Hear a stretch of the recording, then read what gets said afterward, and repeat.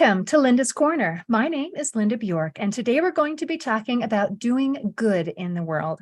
I'm delighted to welcome special guest Luke Mickelson. Luke is the founder and executive director of Sleep in Heavenly Peace, a volunteer-driven nonprofit dedicated to building and delivering handmade, fully furnished bunk beds to needy children. They have delivered more than 140,000 beds in 4 countries with over 276,000 volunteers.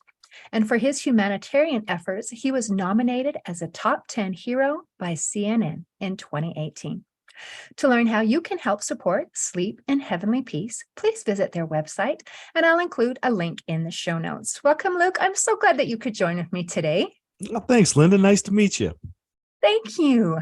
I love meeting with people who make an effort to do good things in the world. And I love when you find a need and then find a way to fill that need. So I would love to hear your story of how this came to be. Well, thank you for having me on and the opportunity to share our story. You know, Sleep in Heavenly Peace is, for me, I've said that and told the story many times, but it never changes the fact that it still gets to me and still brings back those jitter feelings of what when you stumble across a need that you realize no one is fulfilling or very little, just how I don't know the word awe or inspiring that you want to make it and that you want to give back really feels like. And so doing these always brings me back to those feelings. So I appreciate having me on. And we, Sleep in Heavenly Peace, we're a little bit about me is I'm a small town kid from Idaho. Let's make sure we get that clear. I grew up in a small town called Kimberly where, I played all the sports. I was, I did all that. And then after high school, I served a mission, went to college, got married and started raising kids like everybody else does. And one thing I really noticed, Linda, is I always enjoyed, helping the youth. In my church callings at the time, I was what was called a young men's president, where I dealt with the spiritual and activity growth of the young men's program from ages 12 to 18. I coached my kids, the whole 9 yards, right? And I was an outside salesman. I like to talk to people. I like to visit different industries and really learn. I'm kind of an entrepreneur myself. I really enjoy businesses. I enjoy growing them. I enjoy being involved with them. And so that, coupled with a little bit of my service that I got from my mom, I was raised by a single mom. And so her dedication to helping her kids out. I mean, she had 5 kids, for crying out loud. I don't know how we made it, but so with that kind of background, I didn't grow up wealthy at all. We got by with family and friends help and all that jazz. And my mom was a big part of who I was and why I'm where I'm at today, obviously. But it also ingrained in me the joy, the excitement, and kind of the obligation I always felt of giving back to the community. Because when I was young, we didn't have anything. I remember my mom one time went out to grab the mail, and in the mailbox was $1,500, and that was to help pay for mortgage and Christmas that one year. And it always struck me, I always wanted to be that guy that could do that, and obviously felt like I needed to give back to my family and friends and those that help others is just a big part of who I've always wanted to be and try to be. So when back in 2012, serving in this church calling as young men's president, we came across this family in our community that had kids sleeping on the floor. The mom was the school bus driver, and dad was in and out of jobs, his mental health issues and things of that nature. So they didn't really have a lot. And I kind of related to the fact that they were from my small town. It was only 3,500 people, and they helped with the school district. They helped with kids, and lo and behold, they've got kids of their own that are sleeping on the floor. And Linda, I'd never really heard that before. I'd never seen it. Certainly every kid's got a bed somewhere, right? And so it really kind of struck a chord with me that, we got to figure out how to help this family out. So at the time, the the activity arm of the church was Boy Scouts, basically. So I was the leader over the Boy Scout leaders. But I had a little group of my own kids, and we took them all in and said, hey, what can we do here? And, and I kind of let them try to figure it out, like we go buy a bed or get one donated. And I don't know, it just kind of hit me that here's a great opportunity that I can take these kids and teach them something. They're so used to coming home after school and grabbing an Xbox controller and playing Halo all day, right? And I said, you know what? This is a great time let's get that Xbox controller out of their hands. We'll put a drill in it. We'll put a sander in it, and we'll teach them how to do something. And I don't know what, I don't know if you have any kids, but trying to get a 12-year-old kid happy about doing anything other than screen time is difficult nowadays. It is. And that's really kind of what shocked me, be honest with you, is we get started on building this bed. My daughter had a bunk bed that, we'd had in the family for a while. And I just went down there and measured it and copied it, changed a few little things on it, but to make it more simple, because I'd never built a bed before. In fact, I had to borrow my wife's tools. I don't like to tell people that. For real? But yeah, and so we kind of learned together, us and these Boy Scout kids. We just kind of built this thing together, and it was so much fun. And to see these boys just actually excited, they, took a couple of 3 or 4 days, right? Hey, Brother Mickelson, when can we come over and work on this? And I'm like, I'm not even off work yet, guys. Hold on. But after 3 or 4 days, we finished it. And I had to stay back in my garage and clean it because I just did it in my garage.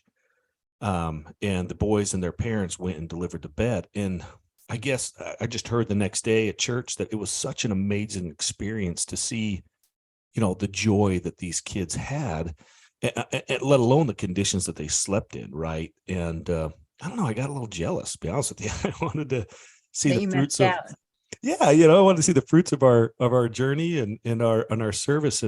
But really what hit me the most is, it's Christmas time, and I don't know about you. I had 3 kids. One was brand new. I had a 7 and 11-year-old, something like that. And I'm sitting on the couch and, trying to figure out life and trying to figure out how am I going to pay for stuff. And then you got kids screaming about they want another Xbox or they want this toy. And, and you're just sitting there going, gosh dang it. You little ungrateful brats. I love my kids, but, you sit there and you're like, I just got done with this amazing experience of building this bed and then giving it to, guess what, a child that didn't even have one. And you're worried about an Xbox. You're worried about, these toys. So I just right then, Linda, I just got this jolt of get off the couch and go build another bed. So that's what I did. We got up off the couch, walked to the garage, and I remember everybody's like, where are you going? And I said, you know what? We got leftover wood. I'm going to build another bed, and you're coming with me. And, it was so amazing to take my kids out there and grab this wood. And I kind of knew what I was doing a little bit more now. And so we built this bed together and had so much fun. It was, the first week of December, and it's cold in the garage, but, we just had so much fun doing it. And then it came to the point of, okay, what do you do with this bed now? And it's one of those things where you build it, you don't know that there's even a need. I just did it at first for my kids, and I figured we'd find someone, and then it was kind of, I'm like, well, okay, what do I do with this bed now? And I was told, why don't you just put it on like one of these buy, sell, trade Facebook groups, right? They're in Twin Falls. And basically it's a Facebook garage sale group, if you will, Okay. And so I just, I threw it on this Facebook buy, sell, trade group, said, hey, it's Christmas time and we want to give back. My family and I did this little Christmas project. We built this bed. We're looking for a couple of children that need beds. And at first I didn't think it was such a good idea, a free bed on Facebook. I can imagine there's going to be thousands of, people wanting a free bed. And was the need really there? I don't know. And we did get some requests, but what was more shocking was the amount of people that just wanted to help.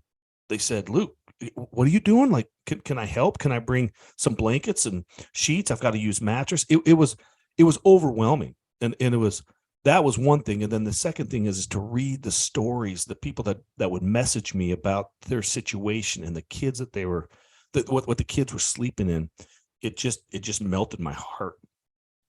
And I remember a friend of mine had this family. I call it my Haley story. Haley was a 6-year-old girl that had been sleeping in the backseat of her mom's car since she was born. Never had her own bed. And they finally, through some programs, finally got a house. And she said it would be perfect. And I really, we only had one bed. I really wanted to make it a special occasion for my kids and for me, and of course for the family. And so it just checked all the boxes. And so, but I had no idea, Linda. We went to this house, and you walk in this house, and I always say I've seen homelessness before. I've helped homelessness and homeless people transitioning and things of that nature, but I really never noticed it through the eyes of a child. What they see, and they see things differently, I think. And this little Haley girl certainly was so happy just to have a roof over her head, and her house parked in the same spot. And she was so excited. She pulled me in her back room to show me this room. She'd never had a room before. And so I walk in this room, and you can imagine it's kind of worn down, the holes in the carpet and cracks in the wall, and there's used toys in the closet that doesn't have a door. But really what got me the most is sitting in the corner was this pile of clothes, little nest. And that's where Haley slept. She'd come home, take her clothes off, put her PJs on, sleep on her school clothes, and then reverse it in the morning. And that was her routine. And in the house, there was nothing. There was just a can of soup sitting on a hot plate that was on a milk carton. That was really the only thing in the house. So, it was really touching. And I then became pretty excited to bring this child this bed. And me and a friend of mine, Jordan Allen, we grabbed pieces of our bed and brought it in and started putting together. And you could see Haley was trying to figure out what we're doing. And then all of a sudden she realized, oh my gosh, this is a bed, and just went crazy, just super happy, cried, started hugging and kissing the bed, hugging us. And that was one overwhelming feeling. And then to look over at the mom, and again, I was raised by a single mom too, to see her, just sobbing when she realized not only are we bringing a bed, but we got mattresses and brand new sheets and pillows, and all these people help bring these items together for her. It was really neat to see. It was overwhelming. And I say we were, on a ride home, it's about 30 minutes away from where we delivered. Me and my buddy really didn't talk or say much to each other. It was just, one of those solemn moments of, did that really happen? And did we really see what we saw? And, it kind of sets in of, that's what little Haley's been sleeping on. Oh my gosh. We just spent a couple of hours. Back then it took a couple of hours to build one bed. We do it much faster now, but to solve that problem in just a few hours, a couple of nights a week. I always tell people college football on Saturdays and fishing and, doing all this stuff just didn't seem near as important as building beds for kids. And so, I remember looking over at my friend. I said, you know what?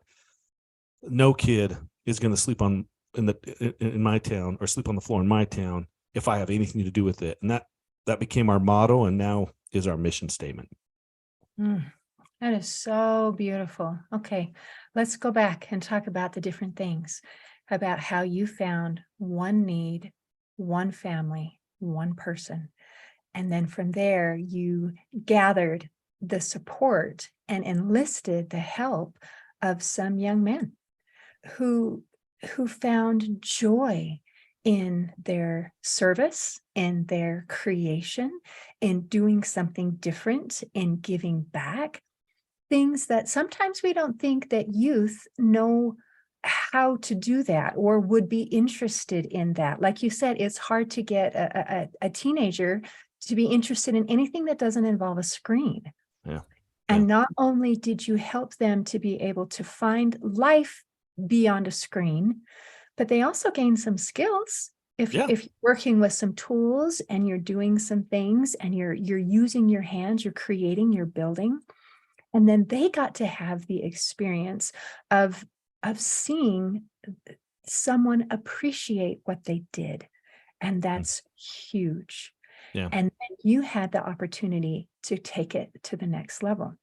And that is so incredible. And Luke, I have had the opportunity to be a volunteer for Sleep in Heavenly Peace. Oh, really? And I have helped build beds. and I have helped deliver beds. And being in the part of building the beds, it was fun. We got to do it as part of a family reunion. We're just, laughing and talking and putting things together. And then to be able to get in the trucks and to deliver. And in my area, and where we chose to deliver, was refugee children. Oh, sure. Mm-hmm. And as we got to go into these homes, and as you described, there were living conditions that I personally had not seen before, where children were sleeping in piles of clothes on the floor. And in this particular housing place, there were also lots of bugs. It was very dirty. It was very unsanitary. It was not inviting in any way, shape, or form.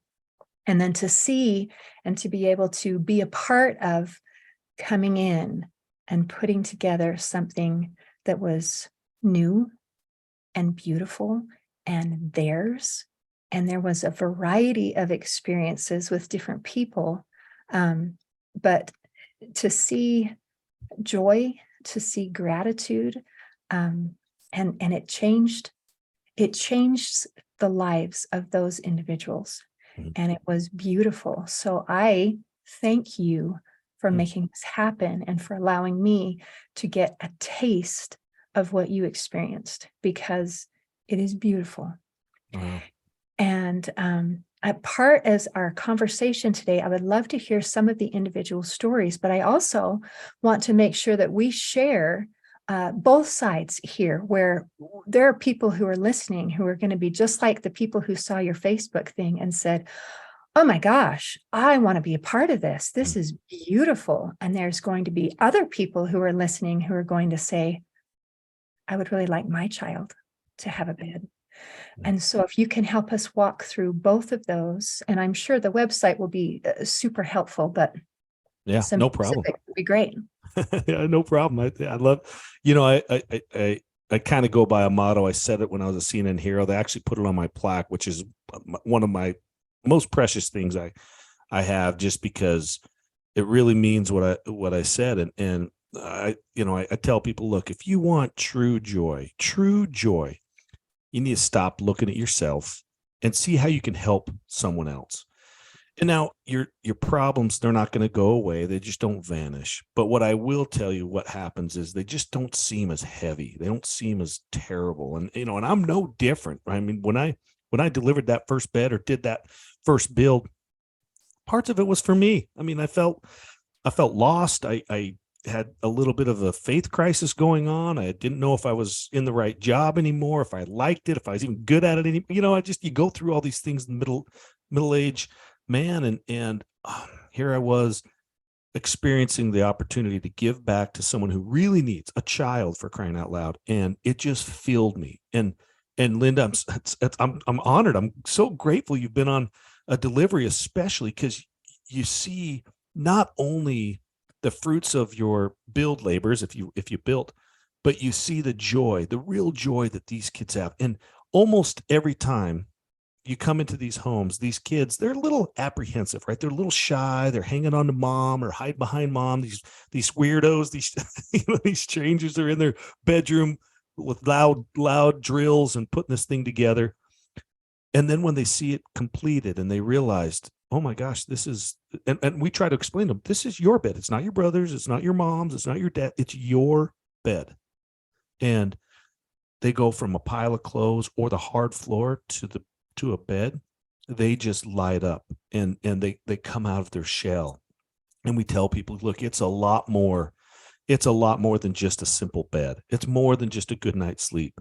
These kids, it builds confidence for them. It builds a sense of a belonging, and a sense of dignity too. Oh, absolutely. Absolutely. Dignity in themselves, starting to dignity in things that are around that now matter.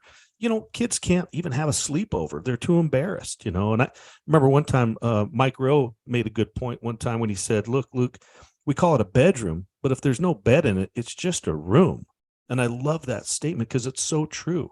It's not time to go to bed. It's time to go to your room, and without a bed. And, and there's, you see that that side of it, it solves so many problems. And as a volunteer, to be able to go in there, and it's one thing to build the beds, but to deliver those beds and realize the efforts of the community and helping a child and even the family realize that this community did this for you. That's why we do it the way we do. SHP, we don't have chapter presidents scattered across the country and they sit in their garage and build beds. That's not how we do it. We do it with the volunteers. We make sure volunteers of the community are giving back to the community, because we want those people to know, hey, your neighbors are here caring about you. Their neighbors are here worried about how your children and how we can help your children get a good night's sleep. And to see that is it's life-changing. It has been for me. And then those volunteers that want to give back, you mentioned Mike Rose returning the favor Facebook watch series that we were on. A lot of people saw that, 10 million. And since then, we've had over 5,000 chapter requests worldwide. And right now we've trained over 330 chapters. We got about 280 that are active right now. But those are all men and women that recognize, and maybe not even recognized, most of them actually in the beginning didn't realize that child bedlessness was this big of a problem in their own communities. I'm from Twin Falls, Idaho. There's fairly wealthy community in Idaho. I mean, I wouldn't consider poverty at all. We've delivered thousands of beds there, and there's still a need. So these people that want and have felt this desire, I learned a long time ago that we solve child bedlessness, but we also solve another major problem in our country, which is we have so many great people out there. They're tired of the negativity. They're tired of the news that they hear. They want to give back. They really want to help others. They just don't know how. Well, Sleep in Heavenly Peace is nothing more than just an avenue for people to give back to not just their community, but children in their community, and solve a problem as big as child bedlessness, because it does represent about 3% or greater of the total population. You're in a town of 100,000 people. There's 3,000 or 4,000 kids sleeping on the floor or in really uncomfortable situations. And when people realize that, and they learn that there is an avenue, if there's a chapter of Sleep in Heavenly Peace close by, you can go and either donate directly to the chapter, you can be involved. If there's not, you can start a chapter. And we really wanted to make it as simple as possible for people to start a chapter in their own areas, because we know that's the fastest and the best way that we're going to be able to grow and reach as many kids as we can. If we built them all in Idaho, and then shipped them across the country, we wouldn't be able to build the 50,000 beds we build a year now in the almost entire every state in the country right now. That's because of the men and women that are dedicated and have the passion to really want to make a change in these kids' lives. 50,000 a year. That's got to feel so good that's 10,000 children, because it's a bunk bed, that now have a bed to sleep That's right. on. That's right. And that's actually 50,000 beds. We just do that every year now. We've gotten that big. And the sad thing is, if that even came close to the actual need, that would be one thing. But we receive 100,000+ applications a year, and each application is 2.2 kids. I mean, you do the math. And that's just the people that know about us. We're still, fairly young. We started in 2012, but we really didn't start getting known until about 2018, 19. So only for 3 or 4 years now. And we're just now getting to that point where child bedlessness is actually a subject that people can talk about. It's becoming a known problem. We hope anyways, as we raise awareness, and podcasts like yours, we hope we do two things really, which we so grateful, Linda, for you, because this will raise a lot of awareness to people that don't know that child bedlessness really is that big of an issue. I mean, Right. how many of us think, oh, certainly every kid's got a bed. I promise you, it doesn't know economics. It doesn't know class. It doesn't know race. It doesn't care. It's in every demographic that you can think of. And SHB, we don't care about demographics. It's 3 to 17. If your kid's without a bed between those ages, we're going to figure out how to help you out if we can, and it's so large. Raising awareness is so important. And then, of course, supplying the need where we can, building chapters where we don't have chapters, and getting volunteers like yourself. Bring your family out and you can build beds, learn how to build beds, which is Yeah, super fun. it's really cool. It's Cool. a fun energy, and then delivering is a whole different energy. I have to say, totally different experience on the building end as the delivering. And it was really quite an honor to be able to be on both ends of Yeah. that. Awesome. So, You might be one of the first podcastees or interviewers, however you say it, that's actually done both of those, by the way. Not very many. I can't even think of one that's done one. So you got one now. Awesome. Got one now. That was, yeah, it's beautiful. It's beautiful. It is eye-opening. Yeah. And your awareness. And to see the need, you got to understand, this, but a lot of the listeners, you got to understand, most of the families we serve, they're single parents, typically a single mom escaping a pretty bad situation, and or it's foster care kids that are going into these families. I have a great story where this family, two kids, I think they were 6 and 7, boy and girl. Mom and dad were out of the picture. Grandparents lived across the country, and they couldn't take them, and the only people they know in their lives is each other, right? And they were going to the foster care program. Well, unless the foster family has 2 separate beds, they'll get split up. And the judge told the social worker, you have 24 hours or else these 2 kids will be split up. And their first call was, I'm grateful to say, oh yeah. Well, their first call was to us. And I tell every chapter, you got to hold off a couple of beds just in case, because I learned a long time ago, had we not had inventory for those 2 kids, they would have been separated from each other. And now, because we can get them some beds, those kids stay together. And it's just, there's thousands and thousands of stories like this that just express the need of helping these kids, building these beds, providing a way for them to keep families together. That is huge. That is so huge. And how important it is in that situation where siblings only have each other. And that's the only family, the only familiarity. That means the world. That is so much more than getting off of the floor and getting out of a nest of clothes. That's saving a child. It quite frankly, saving a family too. There's many situations where the single mom's going to lose the kids because she can't afford beds, and they have to have beds, and CPS comes in and looks at it, and they don't want to take the kids away, but they have to protect the kid. And if a child's sleeping on the floor, they're going to find a different situation for them. And so there's many stories of 3 or 4, or even as many as, I remember 7, a family of 7 that, she couldn't afford 7 kids or 7 beds for kids. That'd be impossible. We brought them 3 bunk beds in a single bed, and you'll see a picture of her little girl. We call her Rose, big blue eyes. She's almost like the child icon of SHP, because she's just a beautiful little girl that it's hard to think where she'd be right now if we weren't able to keep her with her family. And Linda, you've built beds. You can build them pretty fast. And for a couple of hours of your time to take raw wood, raw blank 2x4s and 2x6s on one end, and in just a couple of 3 hours of your help and the community's help, we can build 30, 40, 50 beds in 3 or 4 hours and save that many kids. Oh my gosh. And for something as simple as $250 a month, or $250 per bed rather, to furnish, deliver a full bed for these kids, man, I don't know a better use of your time or your money. It's really beautiful. And I'm glad you mentioned how quick it is, because being able to have the opportunity to build the beds, you've really streamlined how to put it together. And so it was easy.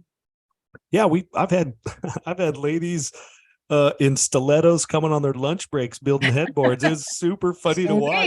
Oh yeah, it's funny. They came in. I remember one story that came in. I kind of looked at them going, "Really? You're a bank teller, and you're in your suit pant, your pantsuit, whatever, and dress and stilettos, and you're going to build beds." And they built I can't remember. It was 10 or so headboards in just the 30 minutes they had. They whipped it out, and that was that was what's really fun to see too. I mean, the energy and the team building that a build provides the community and provides a business and provides really even a family that it's fun to watch. It's fun to be a part of. I've had a 4-year-old sanding a piece of wood, a picture of a 4-year-old sanding a piece of wood with a 104-year-old guy. It was kind of cool to see a century. Yeah, it was really neat in San Antonio. And so, it just, you have a job for everybody. And I learned a long time ago that the happiest volunteer is the sweatiest and the dustiest. And it's because they want to feel like they gave back. I mean, to be able to show up. I remember a guy came in one time, he had volunteered at many, many organizations, just this older guy. And he came up to me and he says, where do you need me? And I said, well, what do you do? And it's like, well, I was a carpenter for 30 years. And I said, oh, I know exactly where to put you. And the most dangerous piece of equipment we have is a miter saw. And I figured 30 years of experience, this guy knows how to use a miter saw. Plus you can't, you got to cut twice or measure twice, cut once. Right. So right. I put this guy on this and I kind of forgot about him. Like 4 hours later, I'm like, oh my gosh, is that guy still alive? I don't know where he's at. And lo and behold, he was over there just covered in sawdust. And I'm like, oh my gosh, this guy's going to hate me. I feel bad. And he come up to me. I kid you not. He shook my hand. And he's like, I want to tell you something. He says, I've volunteered a lot of places, but I have never went to a place and immediately put on a job and did it for 4 hours straight to produce that. He said, thank you. That was the funnest activity he's ever done. And I'm like, really? Like, you're sweaty, you're dusty, you're going to be blowing, sawdust boogers out for the next week. And you're thanking me. I mean, that's where I realized, Linda, it's deliveries are one thing, but providing service for those in need. And when those in need are children sleeping on the floor, it really is a marvelous, wonderful service activity that brings a level of fulfillment. I don't know. It for me anyways, it brings a level of fulfillment that I've never felt in any other service activities I've done. That is wonderful. So do they just go to your website? How do people find out how to sign up to volunteer? And do they go to the website also if they are the one who is in need? Same place? Absolutely. Same place. Yep. Keeping it easy. shpbeds.org is our website. If you go there, and I set this up, I'm a country boy from Idaho, right? I want to keep this as simple and clean, as transparent as possible. When you go there, there's a couple of things you can do. You can obviously donate. Donate's the way we fund this thing. But you can donate specifically to a chapter. And I'll tell you right now exactly how that works. You donate $100 to that chapter. We take 10% as an SHP management. I mean, we got to run this thing, right? And that's it. 90% of those dollars stay right into that community, which is a really good percentage when it comes to program and management expense. I just want to be transparent with that. So you can donate and you can pick whatever chapter you want to. Okay. Number one. Number two, if you live close to a chapter and you want to volunteer, you got a way to contact that chapter president, say, I'm here, my hand's up. How do I get involved? And every chapter is always looking for either continuing service, for service opportunities for either build or delivery, or becoming a core team member yourself. Every chapter loves it. We've got some chapters that have hundreds of core team members that volunteer, do bed deliveries, do builds, all sorts of stuff. And then, of course, if if you're a family in need, or a family that's in need, I don't care if it's 3 states over, you can go to our website and you can fill out an application either for yourself, for your own child, or for that family 3 states over. And based on their zip code, if we have an active chapter in that area that can deliver, they will contact that person and set up a delivery. And then last, if you do happen to go to the website, you're looking for a chapter that you want to volunteer, and there's no chapter in your area, and you feel like this is something that you want to do, we would love to have you as an SHP chapter. There's a link on there called Start a Chapter. You click on that and you can go all the way through the process to see if it's something that you want to do. If you're passionate about it, if you have a heart and time for it, we'd love to have you. We'll teach you everything you need to know. And those really the 4 things that you can do on our website and learn about us, and learn about, really take some time. If you want to dive into it, go to your school counselors, go to the police station and the fire station, ask those guys, really, how bad is child bedlessness? They'll know. They'll tell you. because it's so real. Thank you. Thank you for your time and thank you for what you're doing. Is there anything else that you want to make sure that we cover before we close today? I think we got it. Go I out think and you got it. I just encourage everybody. Look, you know what? I did a TED talk a while ago, and it was about passion and purpose and acting on tiny moments. We all get these little tiny moments in our head of, man, I wish I could do that, or I feel like I could make a difference here, or whatever. I don't care if it's building beds or saving the ocean or helping vets out, whatever it is. Just you're speaking from a guy that sat on the couch and had that tiny moment come in my brain going, I had to get off this couch and teach my kids something. I know it's going to be work. I know it's going to take some time. I don't have this kind of time, but I promise you it's worth it. And you know what? 10 years later, almost 150,000 beds made for kids later. I promise you what your tiny moments can turn into. It's incredible. And speaking from a guy that just wanted to help one child out, tiny moments are really where the rubber meets the road, and just get off that couch. Wow. That's so beautiful. I'm so glad that you acted on that tiny moment. Thank you, Luke. I appreciate all you do. Thank you, Linda. Appreciate it. In closing, I'd like to share a quote by Oscar de la Renta. He said, "The charities closest to my heart have always involved helping children in some way." And I want to publicly thank Luke for helping the children. And I invite our listeners to do the same. For our children are our future. See you next time on Linda's Corner. Thanks for listening. Please share and subscribe to help us reach new listeners. I also invite you to grab a copy of one of my books, like Crushed, A Journey Through Depression, and You Got This, an action plan to calm fear, anxiety, worry, and stress. See you next time on Linda's Corner.